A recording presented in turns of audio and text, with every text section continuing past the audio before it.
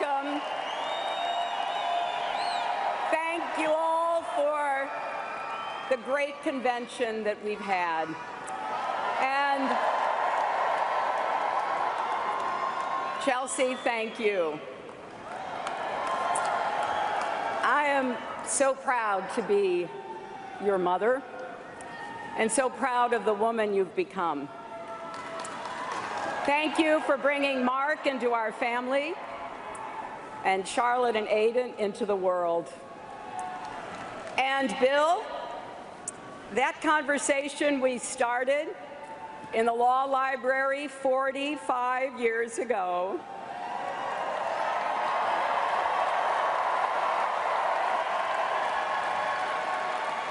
it is still going strong.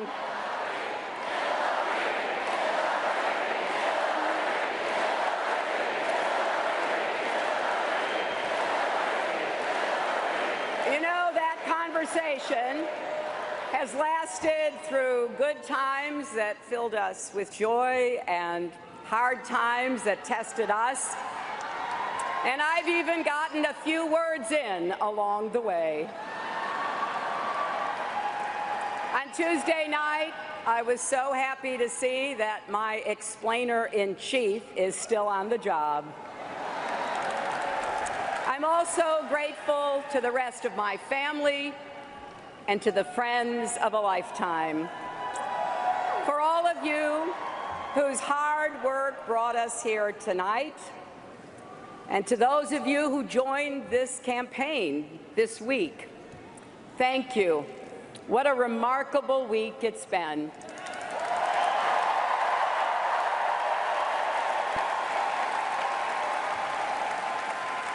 We heard the man from hope, Bill Clinton, and the man of hope, Barack Obama.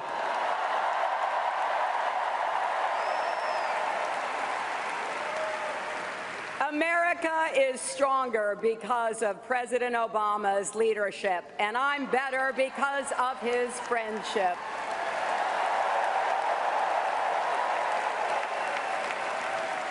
We heard from our terrific Vice President, the one and only Joe Biden.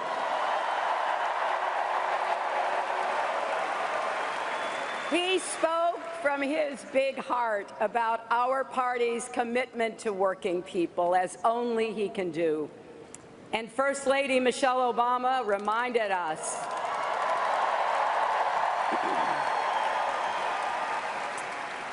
that our children are watching. And the president we elect is going to be their president, too. And for those of you out there who are just getting to know Tim Kaine,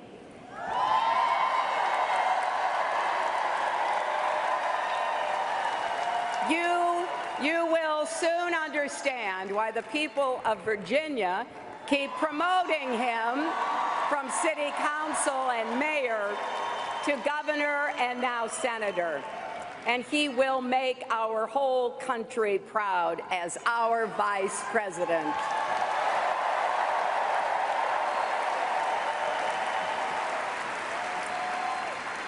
And I want to thank Bernie Sanders.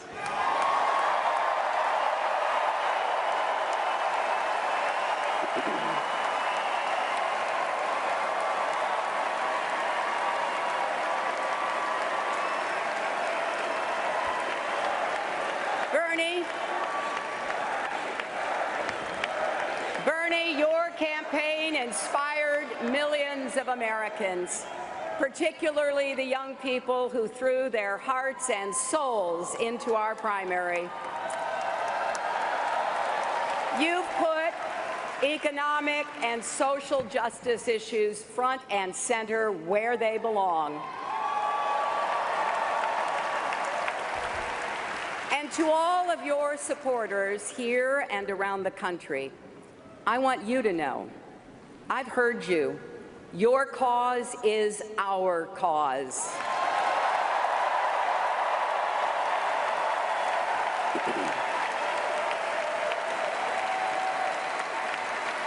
Our country needs your ideas, energy, and passion.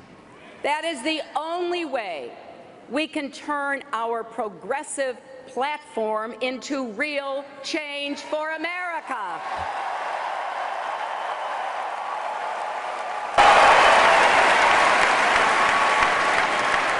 My friends, we've come to Philadelphia, the birthplace of our nation, because what happened in this city 240 years ago still has something to teach us today. We all know the story, but we usually focus on how it turned out, and not enough on how close that story came to never being written at all.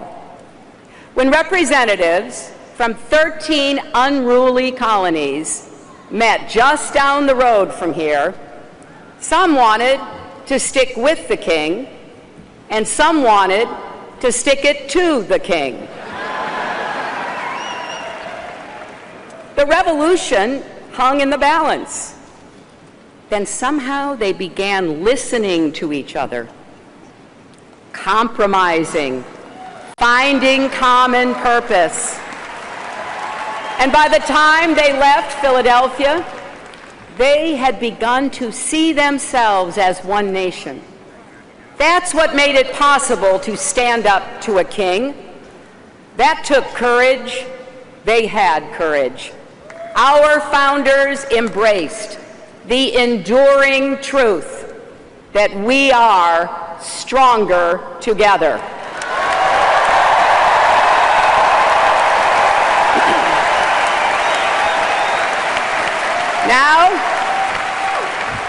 Now America is once again at a moment of reckoning. Powerful forces are threatening to pull us apart. Bonds of trust and respect are fraying. And just as with our founders, there are no guarantees. It truly is up to us.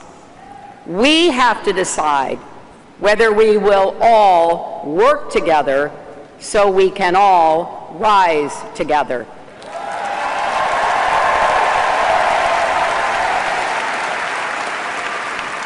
Our country's motto is E pluribus unum. Out of many, we are one.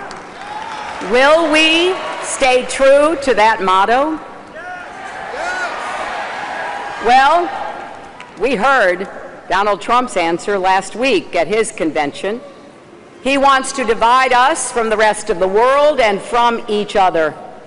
He's betting that the perils of today's world will blind us to its unlimited promise. He's taken the Republican Party a long way, from morning in America to midnight in America. He wants us to fear the future and fear each other. Well, you know, a great Democratic president, Franklin Delano Roosevelt, came up with the perfect rebuke to Trump more than 80 years ago during a much more perilous time.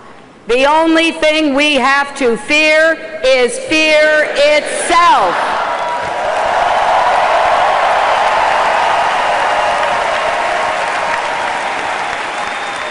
Now, we are clear-eyed about what our country is up against, but we are not afraid. We will rise to the challenge, just as we always have. We will not build a wall. Instead, we will build an economy where everyone who wants a good job can get one.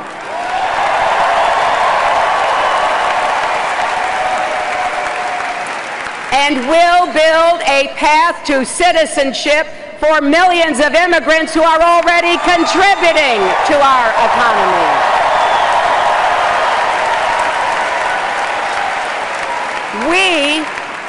We will not ban a religion.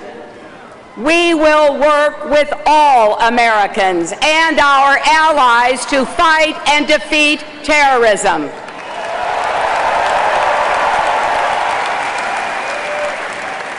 Yet we know there is a lot to do.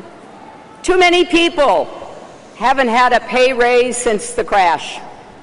There's too much inequality, too little social mobility, too much paralysis in Washington, too many threats at home and abroad.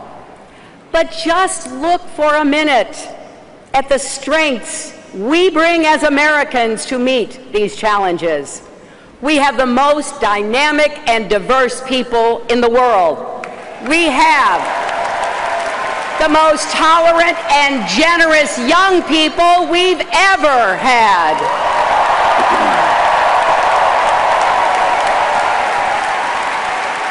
We have the most powerful military, the most innovative entrepreneurs, the most enduring values: freedom and equality, justice and opportunity. We should be so proud that those words are associated with us.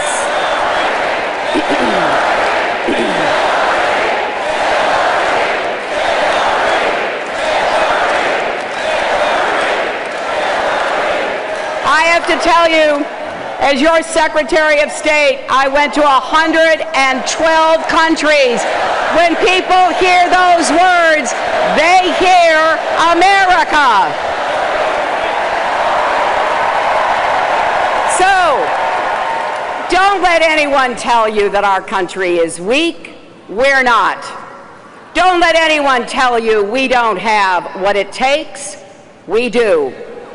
And most of all, don't believe anyone who says, "I alone can fix it."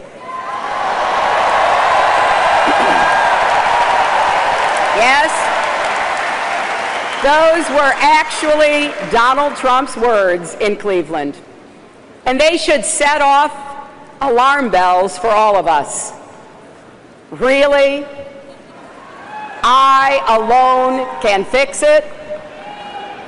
Isn't he forgetting troops on the front lines, police officers and firefighters who run toward danger, doctors and nurses who care for us, teachers who change lives, entrepreneurs who see possibilities in every problem, mothers who lost children to violence and are building a movement to keep other kids safe? He's forgetting every last one of us. Americans don't say, "I alone can fix it." We say, "We'll fix it together."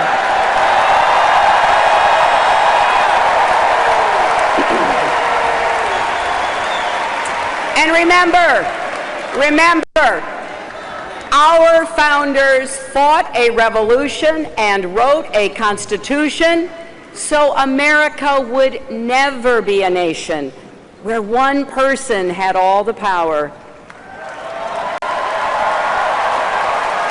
240 years later, we still put our faith in each other.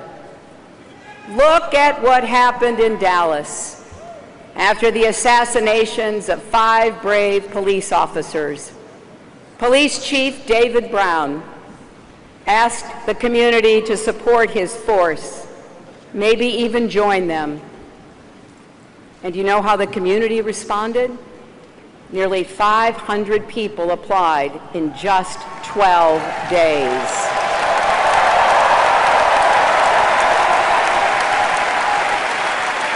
That's how Americans answer when the call for help goes out. 20 years ago, I wrote a book called It Takes a Village. And a lot of people looked at the title and asked, "What the heck do you mean by that?" This is what I mean. None of us can raise a family, build a business, heal a community, or lift a country totally alone. America needs every one of us to lend our energy, our talents, our ambition to making our nation better and stronger. I believe that with all my heart. That's why Stronger Together is not just a lesson from our history. It's not just a slogan for our campaign. It's a guiding principle for the country we've always been and the future we're going to build. A country where the economy works for everyone, not just those at the top.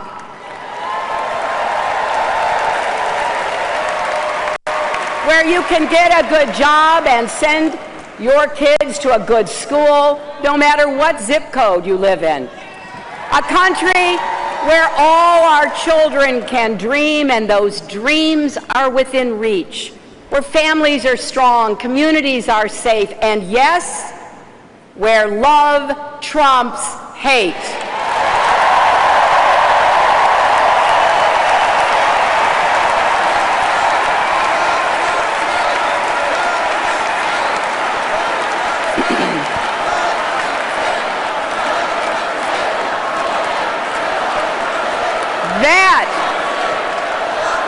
That's the country we're fighting for.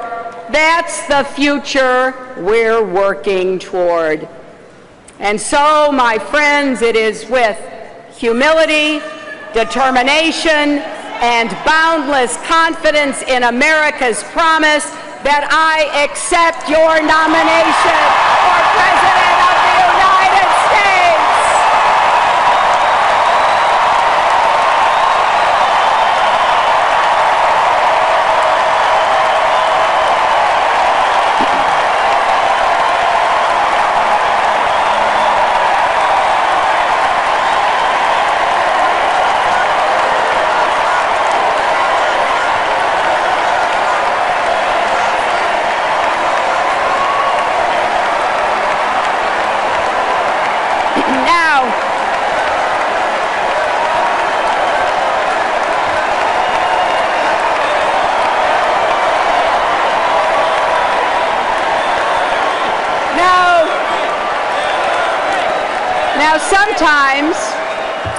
Sometimes the people at this podium are new to the national stage.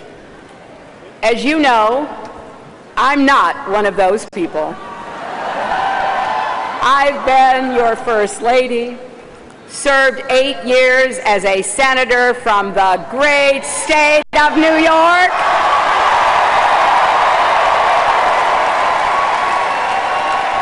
Then I represented all of you as Secretary of State. But my job titles only tell you what I've done. They don't tell you why. The truth is, through all these years of public service, the service part has always come easier to me than the public part. I get it, that some people just don't know what to make of me. So, let me tell you, the family I'm from, well, no one had their name on big buildings. My family were builders of a different kind. Builders in the way most American families are. They used whatever tools they had, whatever God gave them, and whatever life in America provided, and built better lives and better futures for their kids. My grandfather worked in the same Scranton lace mill for 50 years because he believed that if he gave everything he had, his children would have a better life than he did. And he was right. My dad, Hugh, made it to college. He played football at Penn State and enlisted in the Navy after Pearl Harbor. When the war was over, he started his own small business printing fabric for draperies. I remember watching him stand for hours over silk screens. He wanted to give my brothers and me opportunities he never had, and he did. My mother, Dorothy, was abandoned by her parents as a young girl. She ended up on her own at 14 working as a housemaid. She was saved by the kindness of others. Her first grade teacher saw she had nothing to eat at lunch and brought extra food to share the entire year. The lesson she passed on to me years later stuck with me. No one gets through life alone. We have to look out for each other and lift each other up. And she made sure I learned the words from our Methodist faith. Do all the good you can for all the people you can in all the ways you can, as long as ever you can.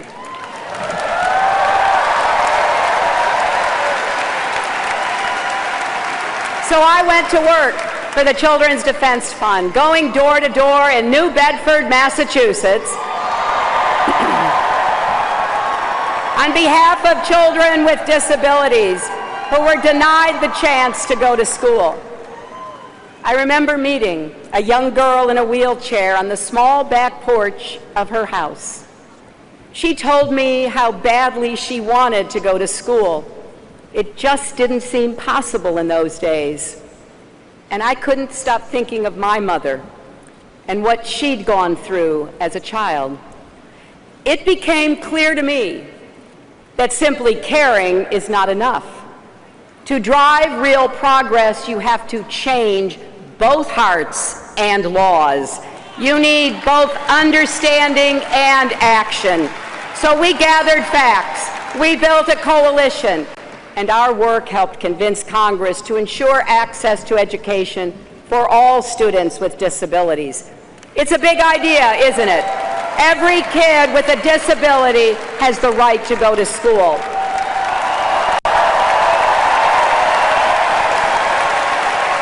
But how? How do you make an idea like that real? You do it step by step, year by year, sometimes even door by door. My heart just swelled when because we changed our law to make sure she got an education. So it's true. I sweat the details of policy, whether we're talking about the exact level of lead in the drinking water in Flint, Michigan, the number of mental health facilities in Iowa, or the cost of your prescription drugs. Because it's not just a detail if it's your kid, if it's your family, it's a big deal.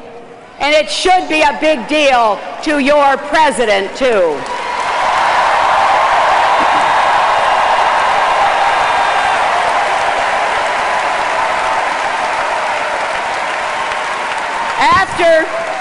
After the 4 days of this convention, you've seen some of the people who've inspired me. People who let me into their lives and became a part of mine. People like Ryan Moore and Lauren Manning. They told their stories Tuesday night. I first met Ryan as a 7-year-old.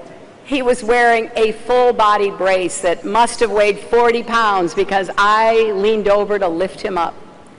Children like Ryan kept me going when our plan for universal health care failed, and kept me working with leaders of both parties to help create the Children's Health Insurance Program that covers 8 million kids in our country.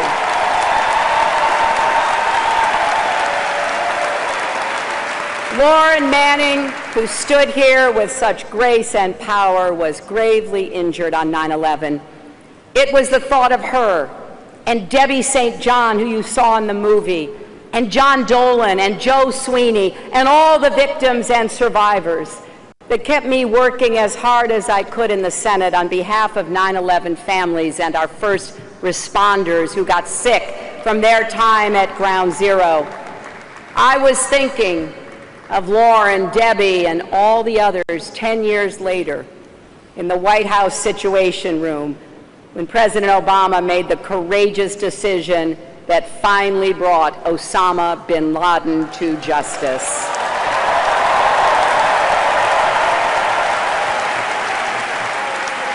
And in this campaign, I've met many more people who motivate me to keep fighting for change, and with your help, I will carry all of your voices and stories with me to the White House.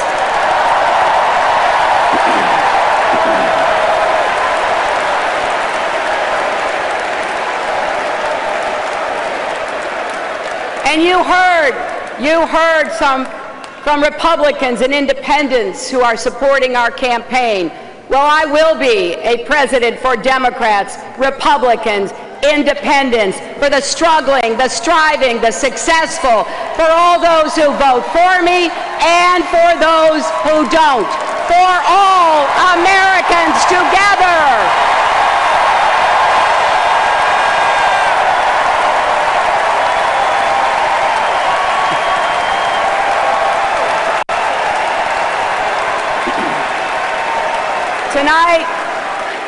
Tonight, we've reached a milestone in our nation's march toward a more perfect union.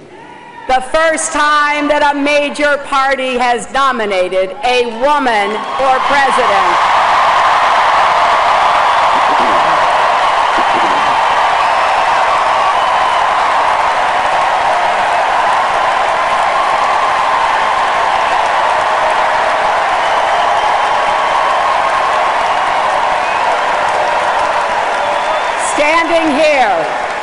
Standing here as my mother's daughter and my daughter's mother, I'm so happy this day has come. I'm happy for grandmothers and little girls and everyone in between. I'm happy for boys and men, because when any barrier falls in America, it clears the way for everyone.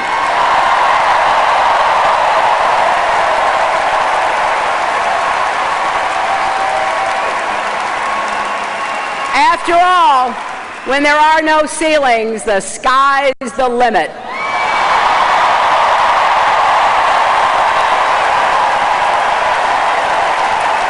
So let's keep going. Let's keep going until every one of the 161 million women and girls across America has the opportunity she deserves to have.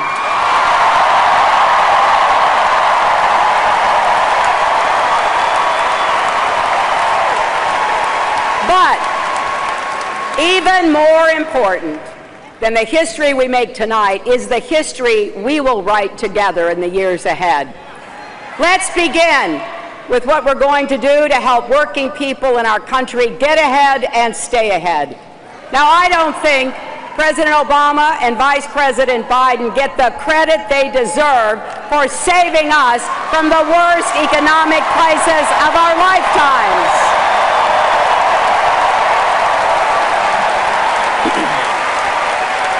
Our economy is so much stronger than when they took office. Nearly 15 million new private sector jobs, 20 million more Americans with health insurance, and an auto industry that just had its best year ever.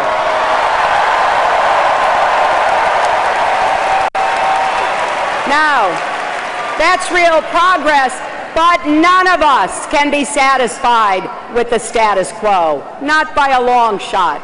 We're still facing deep-seated problems that developed long before the recession and have stayed with us through the recovery. I've gone around the country talking to working families, and I've heard from many who feel like the economy sure isn't working for them. Some of you are frustrated, even furious. And you know what? You're right. It's not yet working the way it should. Americans are willing to work and work hard, but right now an awful lot of people feel there is less and less respect for the work they do, and less respect for them, period. Democrats, we are the party of working people.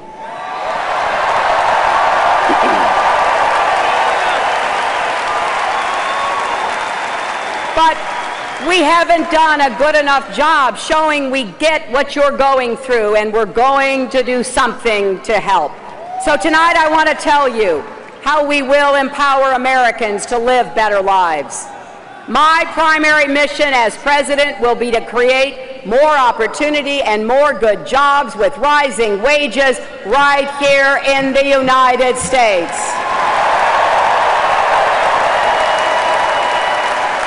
from my first day in office to my last, especially in places that for too long have been left out and left behind, from our inner cities to our small towns, from Indian country to coal country, from communities ravaged by addiction to regions hollowed out by plant closures. And here's what I believe. I believe America thrives when the middle class thrives. I believe our economy isn't working the way it should because our democracy isn't working the way it should.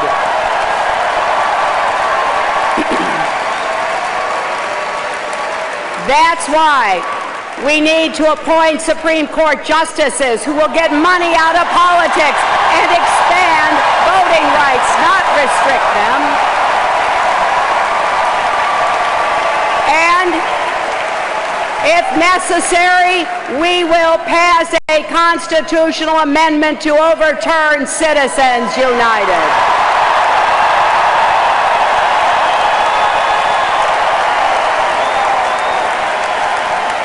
I believe American corporations that have gotten so much from our country should be just as patriotic in return. Many of them are, but too many aren't. It's wrong to take tax breaks with one hand and give out pink slips with the other. And I believe Wall Street can never, ever be allowed to wreck Main Street again.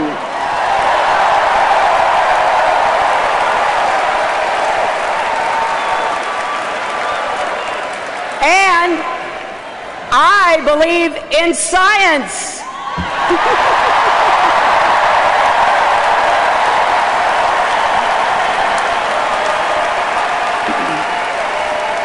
I believe climate change is real and that we can save our planet while creating millions of good-paying clean energy jobs. I believe that when we have millions of hard-working immigrants contributing to our economy, it would be self-defeating and inhumane to try to kick them out.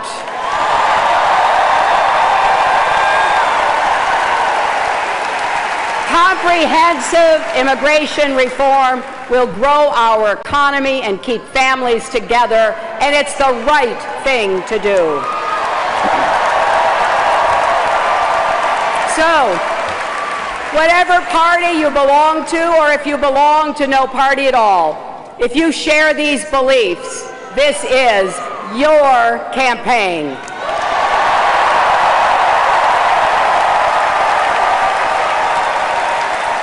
If you believe that companies should share profits, not pad executive bonuses, join us. If you believe the minimum wage should be a living wage and no one working full-time should have to raise their children in poverty, join us. If you believe that every man, woman, and child in America has the right to affordable health care, join us. If you believe that we should say no to unfair trade deals, that we should stand up to China, that we should support our steel workers and auto workers and homegrown manufacturers, then join us.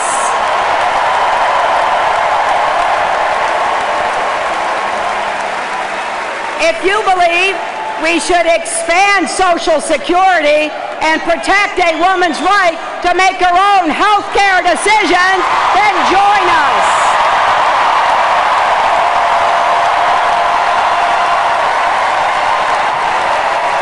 And yes, if you believe that your working mother, wife, sister, or daughter deserves equal pay, join us.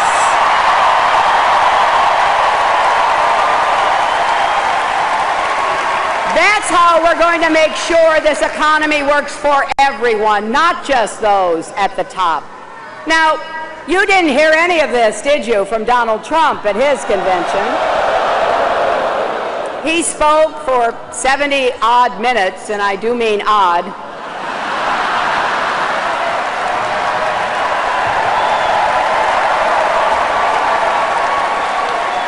And he offered 0 solutions. But we already know he doesn't believe these things. No wonder he doesn't like talking about his plans. You might have noticed I love talking about mine. In my first 100 days, we will work with both parties to pass the biggest investment in new, good-paying jobs since World War II. Jobs in manufacturing, clean energy, technology and innovation, small business and infrastructure. If we invest in infrastructure now, we'll not only create jobs today, but lay the foundation for the jobs of the future. And we will also transform the way we prepare our young people for those jobs. Bernie Sanders and I will work together to make college tuition free for the middle class and debt free for all.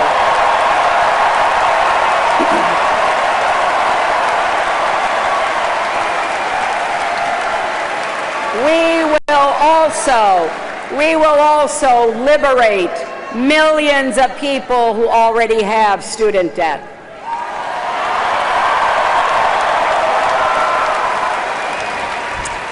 It's just not right that Donald Trump can ignore his debts and students and families can't refinance their debts.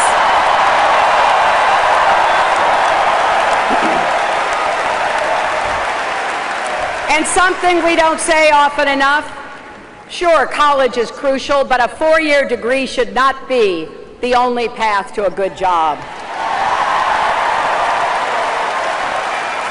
We will help more people learn a skill or practice a trade and make a good living doing it.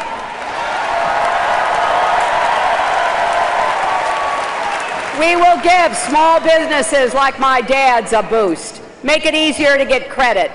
Way too many dreams die in the parking lots of banks. In America, if you can dream it, you should be able to build it. And we will help you balance family and work. And you know what? If fighting for affordable child care and paid family leave is playing the woman card, then deal me in.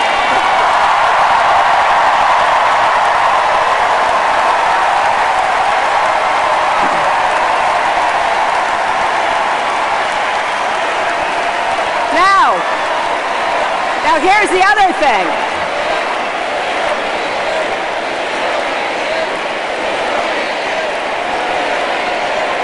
Now, we're not only going to make all of these investments, we're going to pay for every single one of them. And here's how. Wall Street, corporations, and the super rich are going to start paying their fair share of taxes.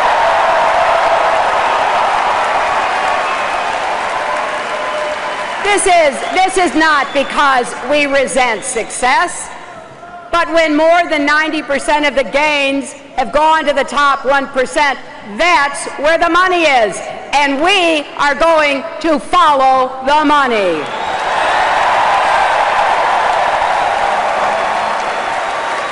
And if companies take tax breaks and then ship jobs overseas, we'll make them pay us back, and we'll put that money to work where it belongs, creating jobs here at home. Now I imagine that some of you are sitting at home thinking, well, that all sounds pretty good, but how are you going to get it done? How are you going to break through the gridlock in Washington? Well, look at my record. I've worked across the aisle to pass laws and treaties and to launch new programs that help millions of people. And if you give me the chance, that's exactly what I'll do as president. But then But then I also imagine people are thinking out there, but Trump, he's a businessman. He must know something about the economy. Well, let's take a closer look, shall we? In Atlantic City, 60 miles from here, you will find contractors and small businesses who lost everything because Donald Trump refused to pay his bills. Now remember what the president said last night. Don't boo, vote.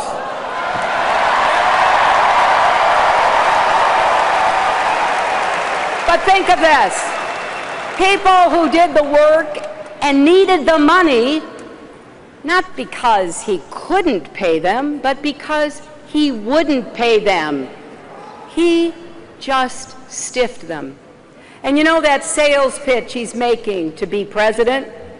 Put your faith in him and you'll win big. That's the same sales pitch he made to all those small businesses. Then Trump walked away and left working people holding the bag.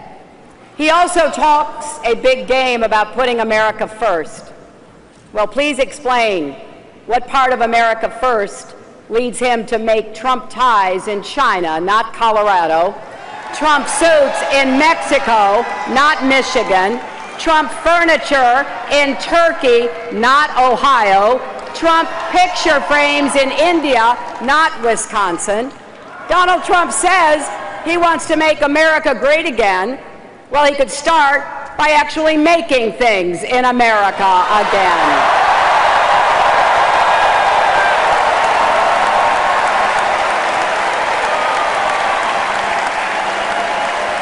Now,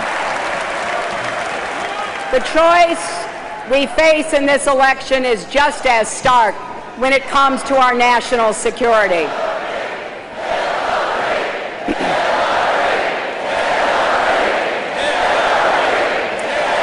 You know, anyone reading the news can see the threats and turbulence we face, from Baghdad to Kabul to Nice and Paris and Brussels, from San Bernardino to Orlando.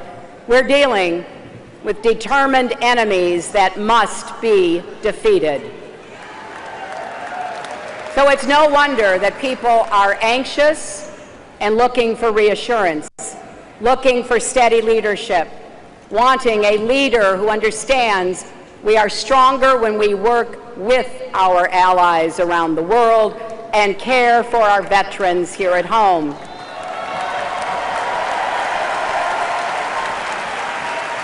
Keeping our nation safe and honoring the people who do that work will be my highest priority.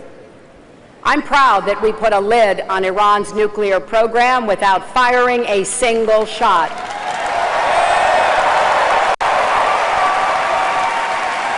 Now we have to enforce it, and we must keep supporting Israel's security.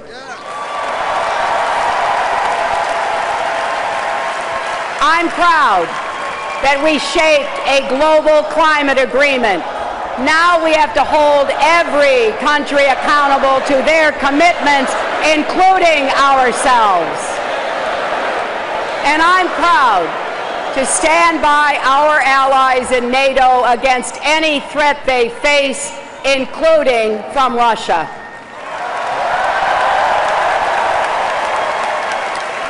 I've laid out my strategy for defeating ISIS. We will strike their sanctuaries from the air and support local forces taking them out on the ground. We will surge our intelligence so we detect and prevent attacks before they happen. We will disrupt their efforts online to reach and radicalize young people in our country. It won't be easy or quick, but make no mistake, we will prevail. Now, Donald Trump says, and this is a quote, "I know more about ISIS than the generals do." No, Donald, you don't.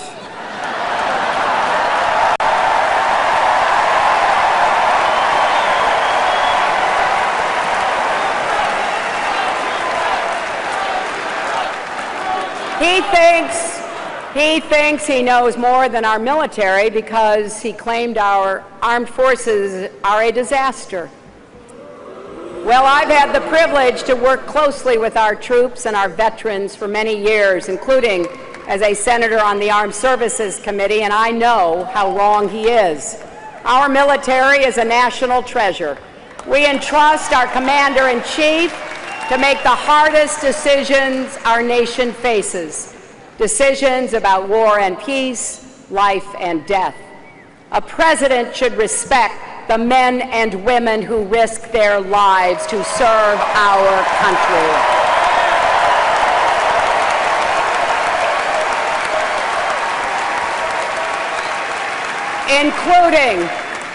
Including Captain Khan and the sons of Tim Kaine and Mike Pence, both Marines.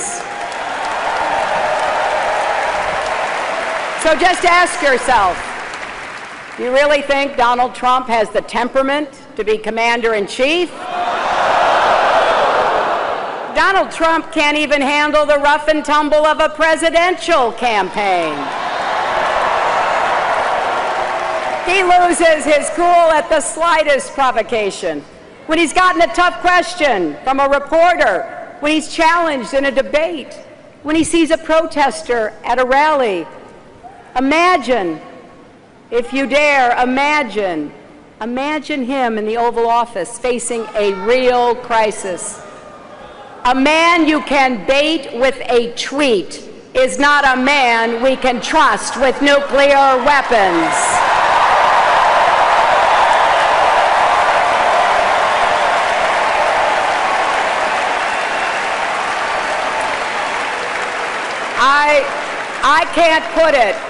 I can't put it any better than Jackie Kennedy did after the Cuban Missile Crisis. She said that what worried President Kennedy during that very dangerous time was that a war might be started, not by big men with self-control and restraint, but by little men, the ones moved by fear and pride.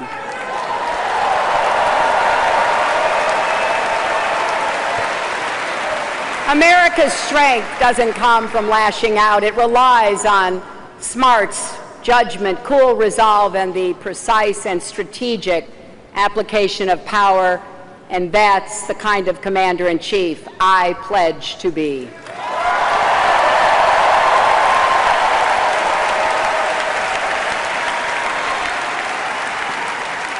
And if we're serious about keeping our country safe, we also can't afford to have a president who's in the pocket of the gun lobby.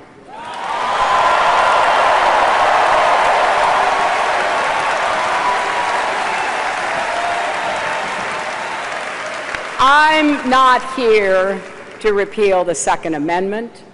I'm not here to take away your guns. I just don't want you to be shot by someone who shouldn't have a gun in the first place.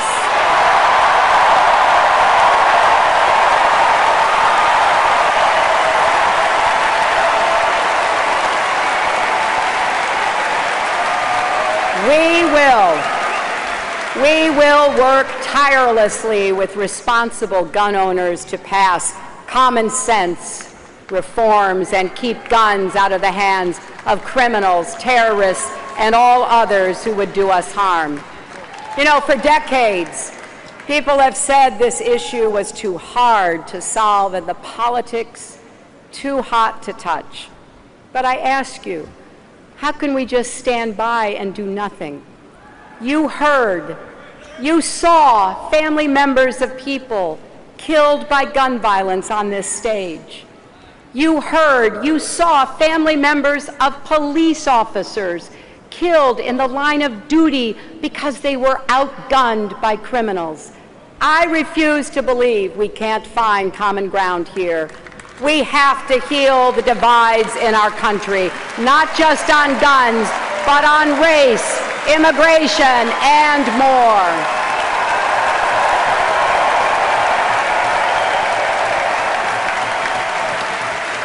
And that with listening to each other, trying as best we can to walk in each other's shoes. So let's put ourselves in the shoes of young Black and Latino men and women who face the effects of systemic racism and are made to feel like their lives are disposable.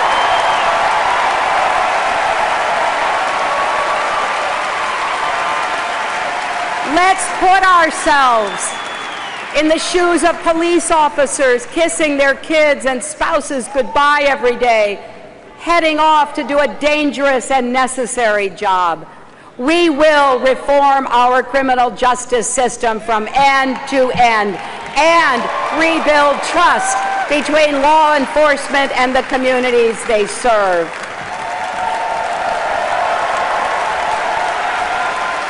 And we will defend all our rights, civil rights, human rights, and voting rights, women's rights and workers' rights, LGBT rights, and the rights of people with disabilities.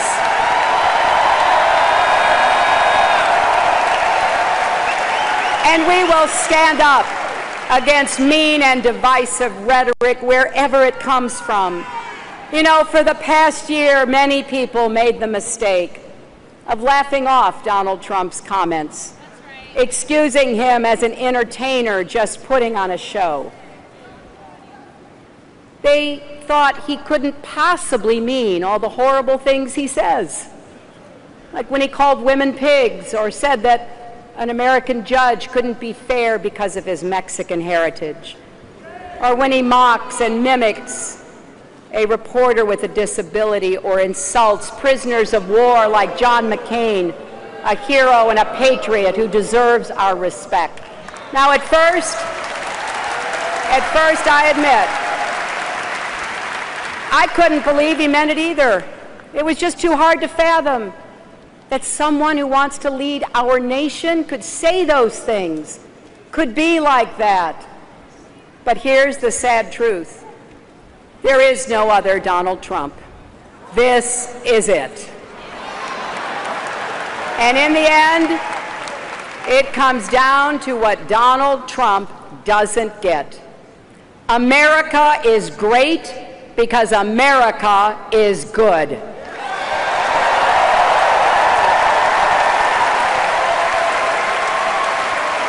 So, enough with the bigotry and the bombast. Donald Trump's not offering real change, he's offering empty promises. And what are we offering? A bold agenda to improve the lives of people across our country, to keep you safe, to get you good jobs, to give your kids the opportunities they deserve. The choice is clear, my friends. Every generation of Americans has come together to make our country freer, fairer, and stronger. None of us ever have or can do it alone. I know that at a time when so much seems to be pulling us apart, it can be hard to imagine how we'll ever pull together. But I'm here to tell you tonight, progress is possible. I know because I've seen it in the lives of people across America who get knocked down and get right back up. And I know it from my own life. More than a few times, I've had to pick myself up and get back in the game.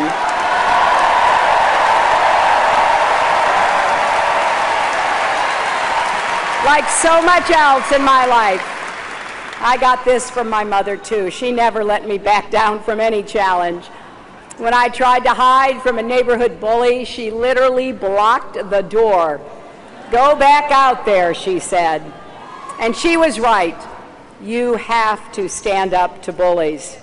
You have to keep working to make things better, even when the odds are long and the opposition is fierce.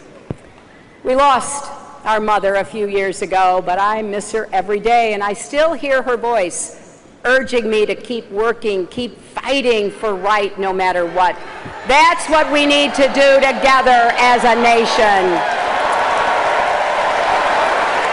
And though we may not Live to see the glory, as the song from the musical Hamilton goes.